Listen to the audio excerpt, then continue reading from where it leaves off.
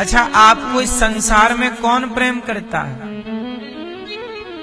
जब आप मरोगे तब लोग आपके लिए आंसू बहाते हैं। दुनिया का प्रेम आपके लिए तब दिखता है जब आप नहीं होते, और जब आप होते हैं तो जो आपके मर जाने पर रोते हैं वो आपके जीते जी आपके पीठ पीछे आपकी बुराई करते हैं। जब हमें प्रेम की जरूरत होती है तब हमें कोई प्रेम नहीं करता, और जब हम मरे पड़े होते हैं तब दुनिया रोती है। अब हमारे को प्रेम की कहां जरूरत है? हम तो मर गए, अब तुम रो रहे हो, अब आंसू बहा रहे हो, अब कौन देखेगा?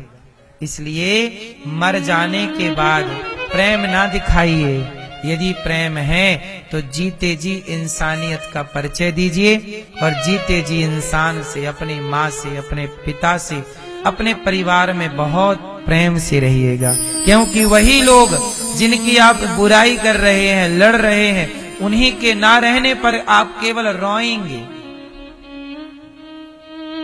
केवल रोएंगे, रो के भी क्या पाएंगे? इसलिए रोना है तो जगत के लिए क्यों रोते हो? ठीक है, थोड़ा सा रो लिया जगत के लिए, ये भगवान के लिए थोड़ा सा मेरी माँ समय निकाला करो, भगवान से इतना प्रेम करो, इतना प्रेम करो। अच्छा, एक बात बताओ, आपका बेटा परदेश चला जाए, बेटे को कांटा लग जाए, बेटे को कष्ट हो जाए, तो आपको आंसू आ जाते हैं कि नहीं? रो पड़ते हो कि नहीं? बच्चों के प्रेम में माँ बाप रो पड़ते हैं। कष्ट बच्चे को है, रो रही है माँ, रो रहा है पिता, ये प्रेम नहीं तो क्या है? बस यही है मेरी माँ, जगत से प्रेम करते हो, रोते हो, ठीक है, पर अपने आप से एक सवाल करना कि जगत से प्रेम करके भी क्या पाओगे? इसलिए कहता हूं कि अब प्रेम की धारा मोड़ दो। जगत से प्रेम है, अब धारा मोड़कर जगन्नाथ से प्रेम करो। भगवत प्रेम होगा तो जीवन सफल हो जाएगा। बहुत प्रेम हो गया जगत से, अब तो कर ही लिए। अब सुनो, अब आप जिनसे प्रेम करते हो ना, अब वो आपसे प्रेम नहीं करते। जब बच्चा छोटा होता है ना, वो अपनी माँ से बहुत प्रेम करता है, लेकिन वही बच्चा जब बड़ा हो जाता है, शादी हो जाती है, तो उसका प्रेम भी बट जाता है।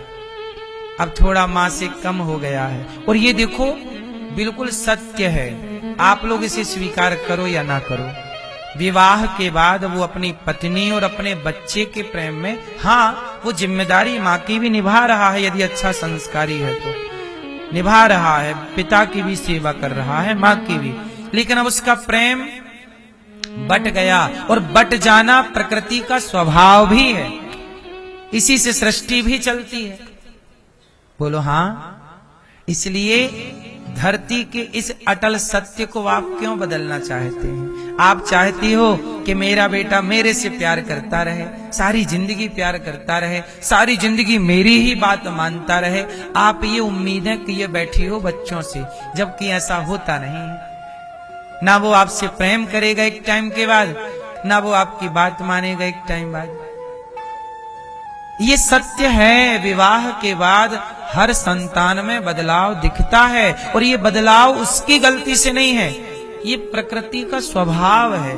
अभी जैसे सर्दी आई ना, अब थोड़े टाइम बाद ना गर्मी आ जाएगी, फिर गर्मी आएगी, फिर बारिश आ जाएगी। मौसम भी तो बदलता है, सर्दी गर्मी, बारिश, सर्दी गर्मी, ऐसे ही है। लड़कपन में अलग मौसम होता है, जवानी का मौसम अलग है, बुढ़ापे का मौसम, 3 मौसम है ना, गर्मी, सर्दी, बारिश, हाँ कि ना?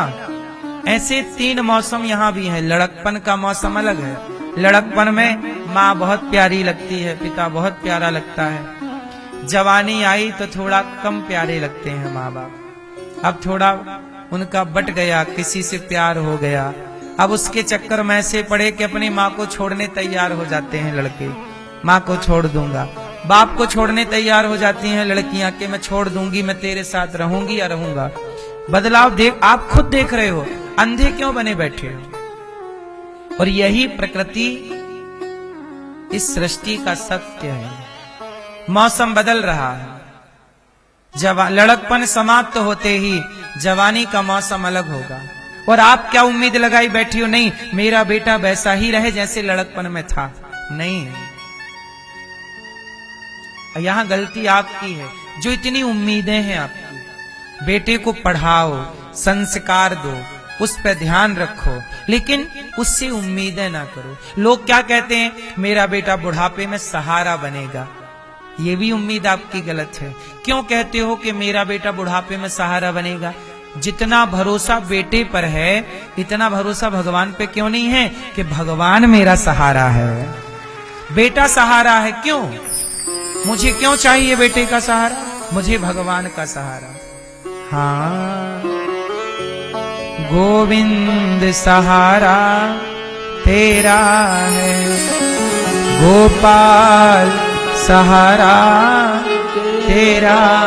ये मत कहो कि बेटे का सहारा नहीं, अभी से ये दिमाग सेट कर लो कि हमें भगवान का सहारा है। बेटे को पढ़ाओ लिखाओ, बिल्कुल पास रहो, सब ठीक है, पर क्यों किसी के आश्रित क्यों होना? यदि आश्रित होना ही है तो बेटे के क्यों, भगवान के क्यों नहीं? बोलो हाँ। आप लोग खुद गलती करते हो, गलती करते हो, बाद में रोते रोते मर जाते हो। 84 चक्कर में पड़े रहते हो। मोक्ष का साधन पाए थे मानव शरीर, उसका कोई सदुपयोग कर ना पाए और यही चक्रव्यूह में उलझ के मर गए। क्या पाए? इसलिए प्रेम करिए भगवान। भगवान कहते हैं कि आप मेरा दिन भर नाम जपो। भगवान का दिन भर नाम जपना भी जरूरी नहीं है। जरूरी नहीं है कि आप रोज मंदिर जाएं, ना मंदिर जाने की रोज जरूरत है, ना दिन भर नाम जपने की जरूरत है। तो क्या करें? बोले भगवान से प्रेम करो। अब ये बताओ, क्या आप अपने बेटे का दिन भर नाम जपती हो? बेटा बेटा बेटा बेटा बेटा बेटा बेटा बेटा बेटा बेटा बेटा नहीं जपती हो। बेटे का दिन भर नाम नहीं जपती हो, फिर भी तो आप बेटे से प्रेम करती हो। जब बिना नाम जपे बेटे से प्रेम हो सकता है, तो भगवान का नाम ना जपो तो भी भगवान से प्रेम कर लेने में बुराई क्या है? नाम जप रहे हैं और फिर भी प्रेम नहीं है। प्रेम उतना ही भगवान से करो जितना पुत्र से है, जगत से है। बोलो हाँ। बेटे का नाम नहीं जपते फिर भी बेटे से प्रेम है। अच्छा, बेटे की पूजा नहीं करते आप, फिर भी बेटे का स्मरण है। आप पूजा करते हो बेटे की?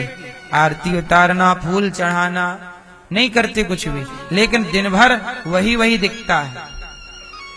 बेटा परदेश चला जाए तो माँ बाप को उसी की यादें रहती हैं। बेटा क्या किया होगा, खाया होगा कि नहीं, नहाया होगा कि नहीं। और बेटा छोड़ के चला जाए, भगवान ना करे किसी का, तो बेटा जिस चला गया जिस माँ का, वो माँ तो पागलों की तरह दिन रात बेटे के लिए तड़पती रहती। बेटा चला गया महाराज, बेटा चला गया। जितनी तड़प, जितने आंसू बेटे के लिए बहे हैं, इतनी तड़प, इतने आंसू भगवान के लिए होते। सच कहता हूं, आपका लोक परलोक दोनों सार्थक हो जाता, सवर जाता। लेकिन गजब की माया है ईश्वर की। बेटा याद है पर बेटा देने वाले को भुला दिया, है ना। जीवन याद है, जीवन दिया किसने आपको? हाँ, अनमोल तेरा जीवन यूं ही गवा रहा है, किस ओर तेरी मंजिल किस ओर जा रहा है। अनमोल तेरा जीवन यूं ही गवा रहा है, किस ओर तेरी मंजिल किस ओर जा रहा है। कहाँ जाना था, कहाँ जा रहे। इसलिए कहता हूं प्रेम से जगत से ठीक है संबंध, भगवान से नाता जोड़ लो। भगवान के अतिरिक्त कोई नहीं है आपका, ये याद रखो, अंतिम ज्ञान है।